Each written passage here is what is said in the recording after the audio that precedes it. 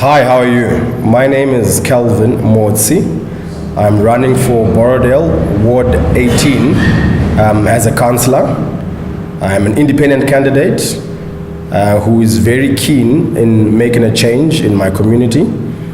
My drive for the community is basically based on being a citizen who wants to impact change for a better ward. Borrowdale is one of our better suburbs in Harare, and would like to ensure that it's a place that everybody wants to go and live in. Everybody has access to it, and that we're also creating employment and making it a home that every Zimbabwean deserves to have. You know, as we were growing up, the cities worked. Our roads were nice, we had water, we had electricity, we had less crime. All those things now are things of the past that we'd like to bring back. You know, we've got a lot of initiatives in Borrowdale right now. We're working with the police, we're creating community awareness, we're trying to work with the council itself to ensure that people have a home that they look forward to going to in the evening. We would like as well to call on businesses in Zimbabwe as a whole, not just in Ward 18, to take an active role in working in the council.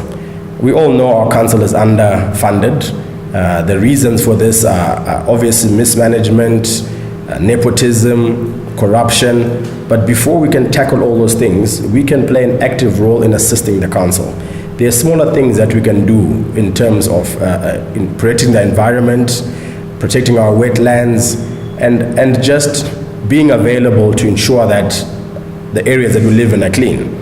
Take for example, the rubbish collection.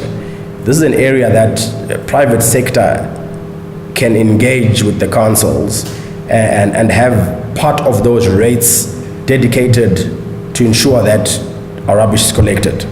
The council passed a resolution that 25% of every ward's collected rates should be returned to the ward, such that the ward has got funds that it can use to maintain its own needs. But if you look at half the wards, I can tell you right now that Borrowdale has not been allocated as 25% since September, October last year. And the amounts that have not been collected for that 25% is in excess of 1.7 million. Now imagine what we could do as a ward with $1.7 million. How much does a tractor cost? How much do cutters cost? So we can maintain our grass areas. We can have no grass on the roads to increase safety. How much does a rubbish truck cost? How much does fuel cost? How much? All those things could easily be done with that 25% and still have change for us to manage and have a better community. But if we don't take action now by having the right people in place that understand those needs of the people in the ward and also have the capacity to engage with business, we don't have to delve deep into the political candidates or party candidates that have not been properly vetted but are simply riding on party cards. But what is their capacity? My wish is for the voters to actually vote for people based on capacity. What can the person that you're voting for do? Who is the person that you're voting for? What is their history? You know, what can they bring back into the community? What can they grow in your community? If they don't tick some of those boxes, then you have to think why you're voting for them.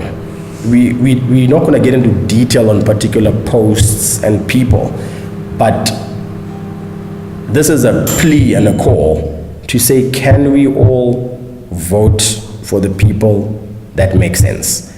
I would like every ward in Zimbabwe to be a place that children are safe, that our water is clean, that our lights work, that our roads are usable, and we are just a happier people. You know, councillors should not aspire to be councillors as an occupation. If your councillor wants to be a councillor as an occupation or as a political step, the chances are his delivery is going to be limited, or you not deliver exactly what you want. So let's look for some real capacity and some real drive in the candidates that we want in councillors. I'm confident that my links, my connections, and my capacity should make a change in Ward 18 Borrowdale. I am a member of the Residents Association. I'm a member of the Crime Consultative Committee. I'm a member of various organizations in my community, not for any personal gain, but purely because this is where the decision makers are. These are people that care about our neighborhood, people that care about how we operate. And I think that is what is important for Ward 18. So I hope you're registered to vote. I hope you will vote correctly.